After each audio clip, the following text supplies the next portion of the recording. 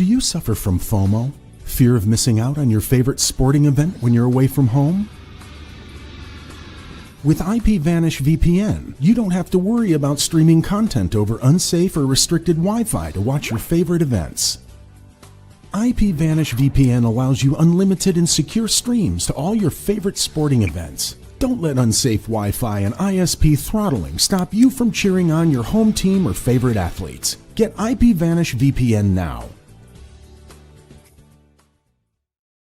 If you haven't already, go and check out VPN IPVanish, the best one on the market, 83% off. The link is in the description, or you can look at the QR code, which is all over the screen for you just now in preparation for the game tomorrow against Manchester City. We're live. Keep your comments coming in, because just when you thought the West Ham nostalgia tour was over, just when you thought that was over, another familiar face has popped up. Yes, Jesse Lingard has been linked again. A short-term deal, late career redemption, a reminder of that glorious spell he had that made him look like the best player in the league. Will it be a smart bit of business? Is it a low-risk spark of creativity? Or are West Ham again rummaging through the Premier League's, backlog of players been and gone and wore the t-shirt? So today we're going to break down the links. Today we're going to have a look at, does it make sense under Nuno Espirito Santo? Is it an inspiring or uninspiring potential signing? But I'm not doing this alone. I'm bringing on our good friend Ben Stato. Ben, how you doing, my friend? How are we doing? The return of Lingardinho. Yes, Lingardinho. I don't know, we can talk about him a little bit when he was at West Ham, but let's just get to the nitty gritty. If you are watching, leave the comments. We'll bring them up as we go along, as well. I suppose the first question I'm going to ask you, Ben, mate, is, before we go in deeper into it, is it a risk or not? And I'm asking that question to everyone who's watching just now. Do you know what? It depends how much money he wants. It depends how much he thinks he's worth. I don't know. He sees himself as a brand. He's cocky enough to. We've got to remember we're talking about a football player who is so in demand that he spent the last few years playing in the Korean Football League. No one else went after him, really, did they? I don't know. Heart over head, yes. Get him in. You're talking about, I know you said just there about him being the best, looking like one of the best players in the league. He had a 54% shot accuracy when he was at West Ham. 54% shot accuracy. 14 goal involvements in 16 games. You certainly got to think, you certainly got to think he's special. But is it heart over brain? It's how just, much have we got? We have this thing where we've gone on about the West Ham network about when Jesse Lingard was linked to us again. When he left, you always can't help but feel, and everyone knows this, and I'm going to tell you everything that you know as well. When he left, it was the worst mistake, I think, we all believe, that he did when he left at the time. And obviously it didn't work out to the way it should have worked out for him at the time, because he was led by different mindsets, and we know that sort of player, and that's the sort of player he is.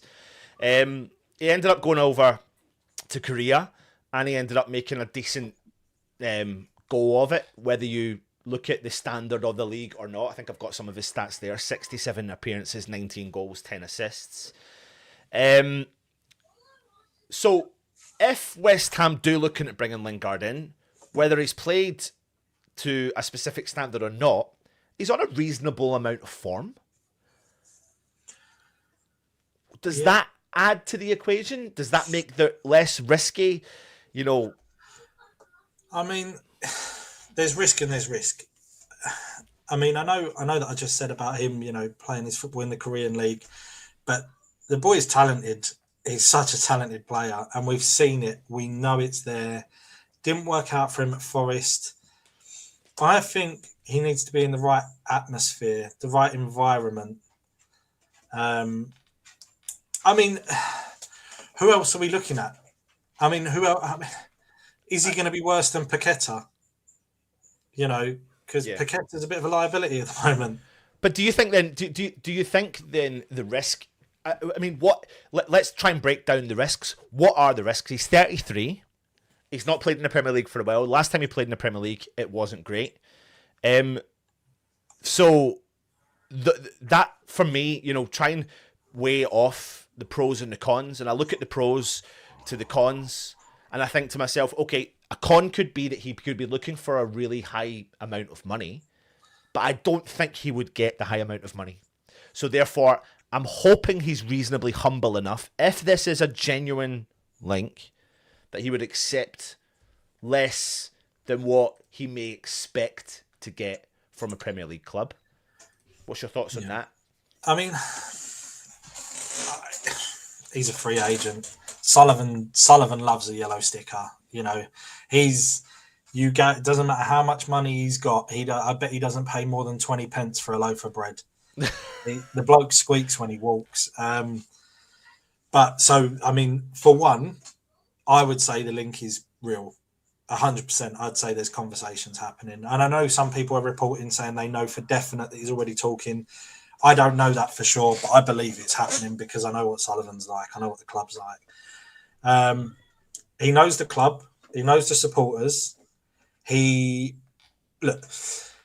think I've listened to a lot of previous footballers' podcasts, and they talk about that feeling when they retire of not being in this. Imagine going from a stadium full of people screaming your name to silence.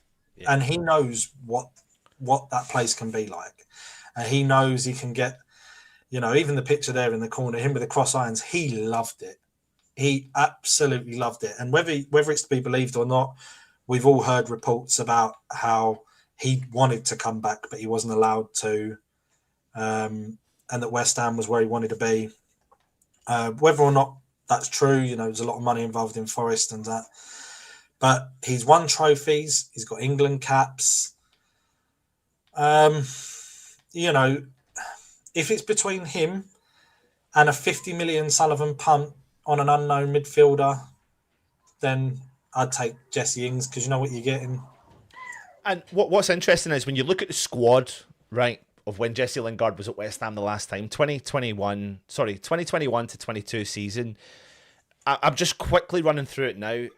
One of the things that we realised when Lingard came to the club was that they had a rapport in the dressing room. When you see that famous goal where he scores it and they celebrate, and you've got him, Pablo Fornals, Declan Rice.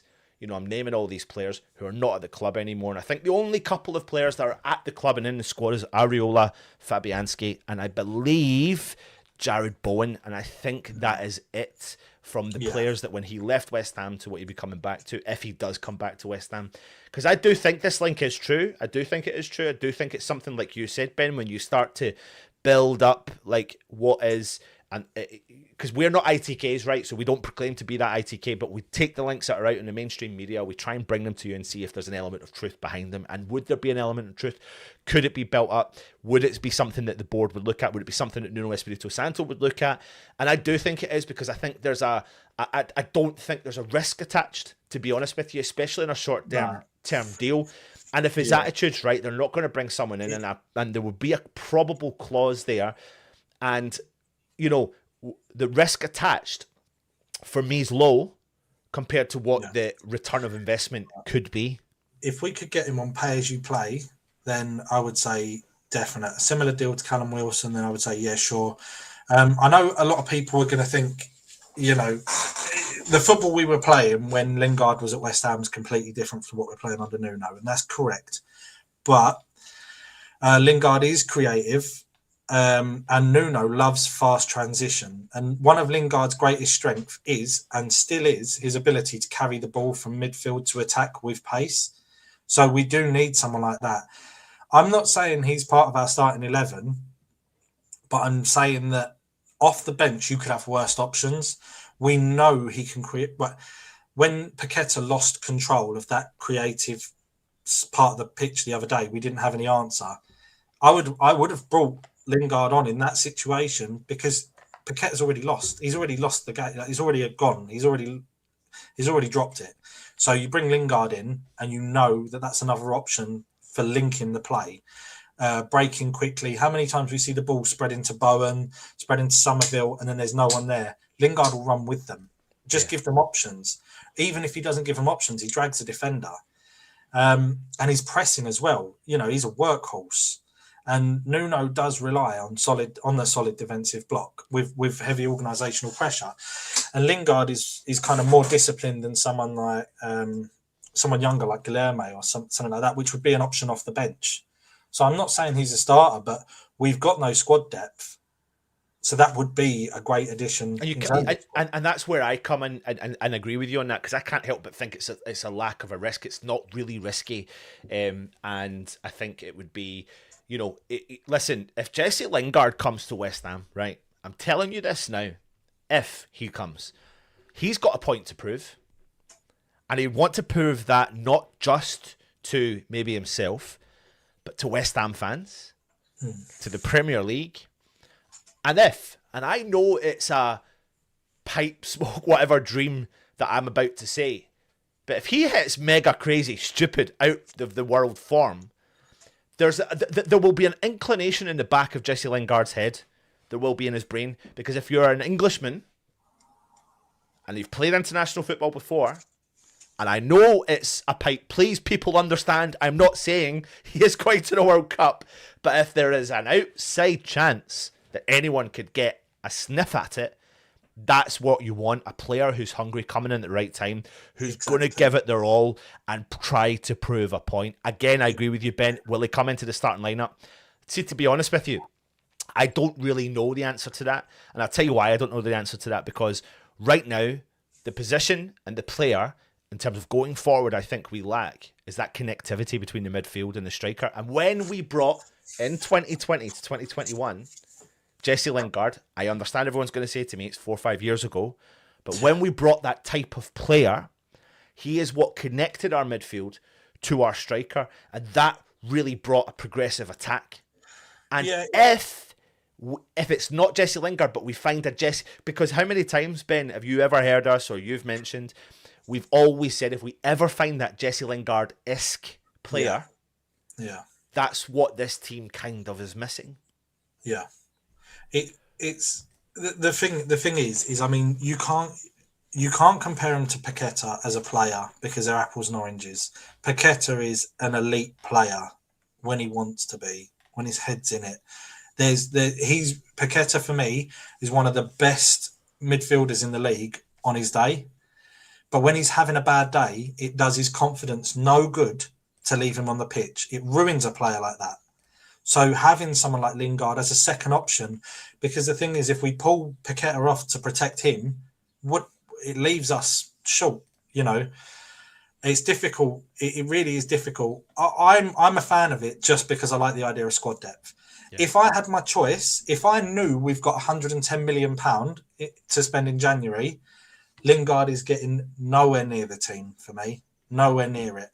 But in the situation we're in, if we can get in a bit of depth without using the transfer budget, so we can still bring in a defender and a striker, then yeah, I'll take that. Yeah. Let me jump through some of the comments, Ben, as well. JT says Lingard, he's had his chance and he decided to concentrate money on TikTok instead. And I completely agree with you. I completely agree with you, because it left a little bit of a bitter taste in my mouth. But I'm all for an element of forgiveness. I'm all for a player that can step up and look at it. And I always listen. The one thing I found really interesting is when he left, right? When he left, it was clear that he had some mental health issues. It was really clear. Now, we can't please don't underestimate that, because he admits to being guided wrong. He also admits to himself making mistakes, but he also, in a roundabout way, attacks the kind of West Ham decision not to maybe. He came across obviously about money. Money was his thing. Money became the thing, the leading point for that. So that's a bit crap for us as West Ham fans, but. Again, you get the rose-tinted glasses on and you think back to that moment and you think, oh God, if there's a spark. Because I'm telling you now, Ben, I remember at the time when we were doing the shows, I kept saying, if you get 50% of what Jesse Lingard offered West Ham at that time, because he was at 100%, and that's where he found his like unbelievable form.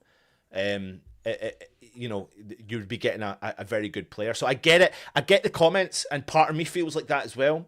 But I think if West Ham were paying a fee and paying him high level of money, I would be absolutely not for it. Absolutely not for it. You know, there's comments in the chat about Thiago Silva. People saying, like, are West Ham going to go and look at him? And I think that's a little bit different. Because if there's, I think he is going to generate more money and want more money.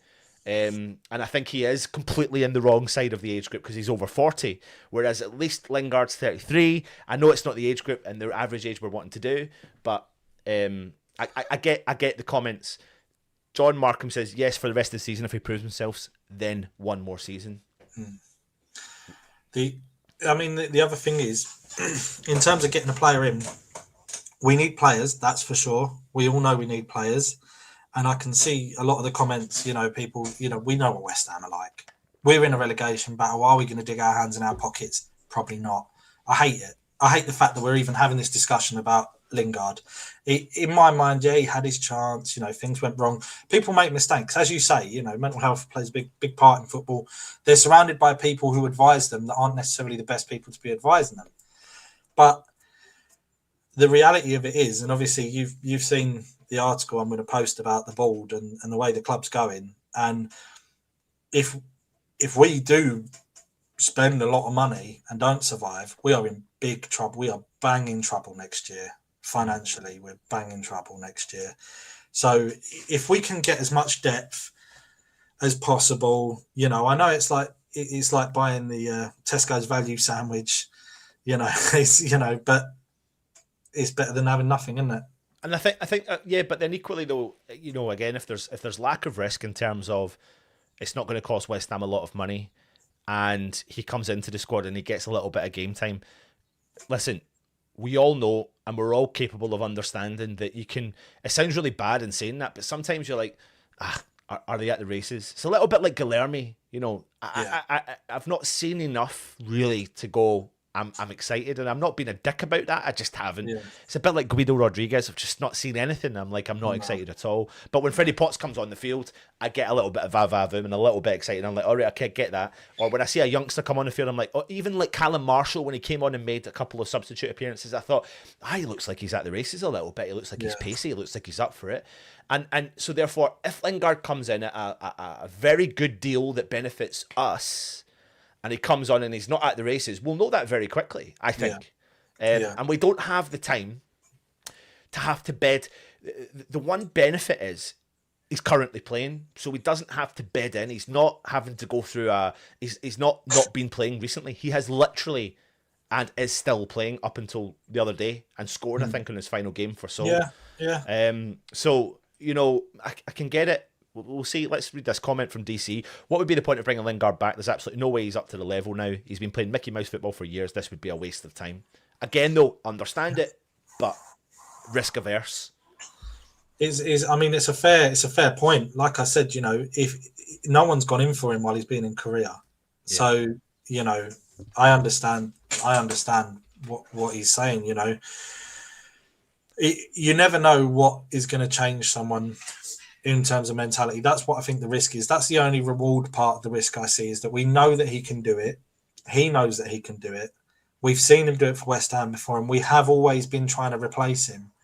My only worry is that we've got an absolute diamond in players like George 𝗟𝗓𝗓 and people like that, and that is going to block their pathway. So Well, that's a good point, though, Ben. But the question then I would ask is, do we see George 𝗟𝗓𝗓 and players like that making that breakthrough in the business end of the season when we're in a relegation scrap? Or are they going to be taking chances and looking for opportunities? Because we know we're going to have a busy January transfer. Well, busy-ish. I mean, we're going to do something. And if we don't do something, then we may as well say 𝗟𝗓𝗘 to the Premier League. So, we you know, the chances of us doing something in the Premier League are extremely high and need to be high. Yeah. But I feel like, you know, is Lingard a short-term option that could offer us something? Again, what's the risk value? What's the return of investment? If it doesn't cost us a lot of money, then the risk's low for a potential. I don't mind this is where I think West Ham, and even West Ham fans, need to have that understanding. It was like when Man City brought back Gundogan. You know, I don't think they paid. Did they pay a fee for him? Gundogan. And I think when they brought him back, let me just have a look here. Gundogan, Man City. This is live, everyone, by the way. So just keep your comments coming in. We will jump through them. Let me have a look here. I'm just trying to remember what the situation was when he came back. Returned to Manchester City. Signing a 1-year deal, right? So it's just a 1-year deal. I think it was. I just don't know if there was a fee attached or not. I don't think there was. So there was a low risk for bringing back a player, albeit I know there's different levels. I get that, but you know, even clubs like Manchester City look at that even at the age and think that there's a squad filler, but it's got a certain standard who's low risk. But if it works out, it's big return of investment. I'm just going to keep saying it, and I don't see the harm in it. The other thing is, though, the physicality in the Korean League isn't going to be anywhere near the Premier League. No, we're going to have to build his fitness big time. Well, he's going into the Korean League. That's what he's doing, DC. Well, that's a good question, Michael. The answer to the question is I don't really know, but the one player, you know, I foresee being sacrificed during a game at some point in the game, depending on their performance, would be 𝗟𝗓𝗏. And if he's not delivering, which if you look at him against Aston Villa, I genuinely don't think he delivered in anything. And I don't like to be that person that just goes, see you later, 𝗟𝗏𝗏. But I'm very okay about if he leaves us in January. I am okay about it now. I've come to terms with 𝗟𝗏𝗏 potentially going either in January or in the summer. And I know, Ben, I know you're saying, because I agree with you, I think on his day he's one of the best players about. Yeah. But we need to get him on his day. He's not happy. And he's not happy. I mean, for me, it's a sentimental move. Of course, 100% it's a sentimental move. Is it risky? Not really financially, as you're saying. On a short-term deal to the end of the season, you know, he offers us a proven goal threat. He knows exactly what it means to wear the claret and blue. In a Nuno system that thrives on counter-attacking, you know, I reckon he might just have one last dance in him. But everyone's entitled to their opinion. I wanted us to re-sign Antonio. So, you know, everyone can take that as, you know, that's where I'm at. I would have taken Antonio. I would have given Antonio a 6-month contract. So me saying, yeah, give Lingard goes, nothing. It's just nostalgia. Yeah. I think, you know, it's funny. It's an interesting point because I think the nostalgia for Antonio compared to the nostalgia for Lingard is different. I do think it is different because, you know, I think that there was a reasonably high risk for West Ham because Antonio wasn't willing to really move in terms of the negotiation. Yeah. So therefore, the financial risk was quite high to give a player who clearly, hate saying it, is struggling to get a contract anywhere else he's been. You know, and I think that really does. I do think there's an element of difference personally, but that's just me. And Dave says he did well previously, but it's time take the edge off him. Could be worth a gamble if he doesn't want bundles of money. His Premier League experience, we'd have better options for the cost. He chose money and TikTok dancing over football. Off the bench, wouldn't mind a punt, but that's literally it. Yeah, I think that's probably the best as well. That's probably the most spot on comment, to be fair. I would take Lingard to stay up from GP. He didn't love West Ham. He had a chance to stay and choose money over West Ham. Would you take anyone else from the Korean League? Of course you wouldn't. This is ridiculous. I get it. No, it's a good point. I get it. But then again, do you know what? So many other clubs, right, in Europe, genuinely do look at the Korean League, do look at the Japanese league, do look at the Asian market, do look at all other markets and find some of the best players kicking around. Yeah. And you know, it's as much. I don't follow the Scottish League, but Virgil van Dijk came from the Scottish League. So, and some of the best players that have gone into the Premier League have came from the Scottish League. And, you know, we're sitting here as West Ham fans saying we would never have taken McTominay when he was offered to us. But look what he's went and done to Napoli. And I'm just saying, like, it's easy to generalise the league because I agree the standards are great, but there could be other players there. And if Lingard in those has hit a bit of form, then Do you reckon there's a chance that instead of this Lingard thing is just a smokescreen and that Sullivan is actually in talks with McTominay? That's what's happening. Because I take McTominay 100% over Lingard. I know you would, but there's no way McTominay's coming to West Ham. I'll go pick him up now. Yeah, the smoke screen. I did listen to West Ham are all about smoke screens, but to be honest, I think the smoke screen is bloody Jesse Lingard. To be honest with you, like I think he is what they're like trying to get. I think it would be.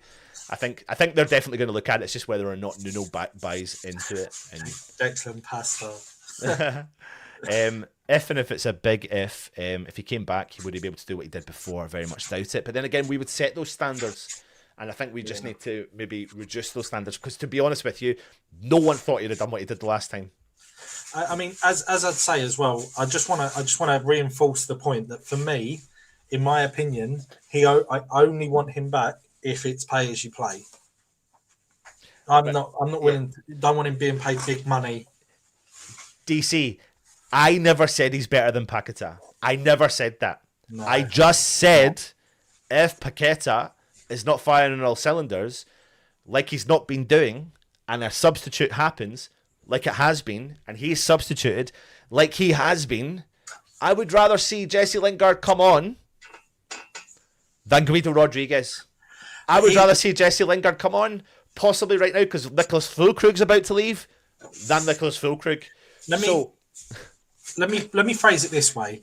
If he had signed his contract with us then, would he still be here now? Oh, good question. I reckon he'd still be at West Ham now, and I reckon he'd be quite established. But, shoulda, coulda, woulda. But I think he still would have been at the club. Yeah. Taz is asking how old he is. He's 33, mate. He is 33. Face it, peeps, we're getting to Traore and Sargent, Sullivan in January. Cheap, and freebies and loans. Sargent ain't the one. I might consider him if we got relegated. Sorry, when we get relegated with the players we're linked with. Get Payet at 38. He's a punt, in my opinion. Yeah. He's playing some Legends thing with Zidane recently. So yeah, I'd take Zidane even at his age. I'd take Zidane. Yeah. Listen, mate, I'd take Pirlo. I'd take them all. I'd take them all. Can we get the main Defoe out of retirement? In the face of relegation, this club is looking to go cheap. This is totally a Sullivan move. Once again, very dangerous play. What has Lingard done since he left us? He obviously hasn't done the same abilities he did. The system right now is 4-3-3. It doesn't suit it. The team is screaming out for a mobile target man. CL Silva would be 1,000% better for the club than Lingard. One goal off the bench could be a difference in us staying up and going down. I've been a fan for over 56 years. Why do we always go for over 30-year-old at the end of their careers? We've always done this, always. I know, Steve, I know that. But then equally, though, think of Craig Dawson. Yeah. Who in their right mind when Craig Dawson's coming to West Ham? Not a single West Ham fan. And if you did, I don't believe you. And I'm sorry for saying that, but I don't, because I didn't. I've just seen a comment here. We're all fickle. If he comes back and scores goals, we all love him. That's true. Yeah. That's true. Yeah. Absolutely. It is nostalgia. But Brian Dean. I know I'm trying to jump down to the bottom. There's so many comments. DC said, "What's Brian Dean up to now? Sign him up." Tell you what, mate, he's a target man. He might do a job. When he on Homes Under the Hammer or something these days? No, I think that's Dion Dublin. Dion Dublin. That is Dion Dublin. Yeah, take him as well. You'd say you would take it, Damien. I think that's you, Damien, isn't it? Damien, it's nice to see you without you attacking me every now and then on the verbals. Is this Lingard saga misdirection tactics once again? Probably. Brian says, does anyone forget how Lingard chose Forest over West Ham when we all thought he was coming here? Yeah, he knows what it means to play for West Ham. Rubbish. DC says, I reckon we'll sign him. We'll get 10 minutes and we'll see the equivalent of nowhere near the pace of the game. Write him off immediately and wonder why he's bothered. Sign Lingard and yet sell Paquetá. So Lingard is better than Paquetá right now. Nah, not for me. Mikey, good to see you, my friend. Good to see you. It's like this is nostalgia. Because the last time I think you were on the channel was when we had Lingard. 2 seconds. I think the bottom line here is that our recruitment, overseen by our board, has been so horrific that we're in the situation where we've sold Mohamed Kudus to our biggest rivals, and we're talking about bringing a 33-year-old in from Korea. It's the bald. Yeah, this is a good point though from West Ham faithful. It's been documented that because of the lifestyle in South Korea, he is apparently as fit as he's ever been. Let's hope so. Yeah, let's hope so. Right, we have been on live for 30 minutes. I said we could only do 20 minutes, Ben. So the last question I'm going to ask you, Ben, and the last question I'm going to ask everyone in the chat, it's a simple one. Would you sign Jesse Lingard? Yes or no? It's yes or no in the chat. Just put it in and I'll put it up. Ben, Yes. over to you. Yes, I get him. Pay as you play. Get him in. Bag the goals. See the old J-Lings. It makes me cringe. That business makes me cringe. You know, but whatever he needs to do, if he's going to keep us up, give us options, give us depth. Let's get him in. Yeah, cool, excellent. Damien says get him in. No from you. Iron Wall special. Yes. Daniel says no. Michael says no. There's loads of them. Michael says yes. Steve Tiley says no, and there's loads more coming in. But listen, I do need to go, everyone. So thank you very much for watching. If you're new around here, hit the subscribe button, hit the thumbs up, leave a comment. Go and check out the website. Go and check out the westhamnetwork.com website, because there's a lot more articles going on there as well from our good friend over here beside us. Ben is on top of that, so please go and check that out as well. Great articles going on there. Yes and no from Taz. Yes, if he gets a tattoo of Russ. No from Brian Flower. But listen, thank you very much for everyone for watching. Take it easy. Come on, you Irons.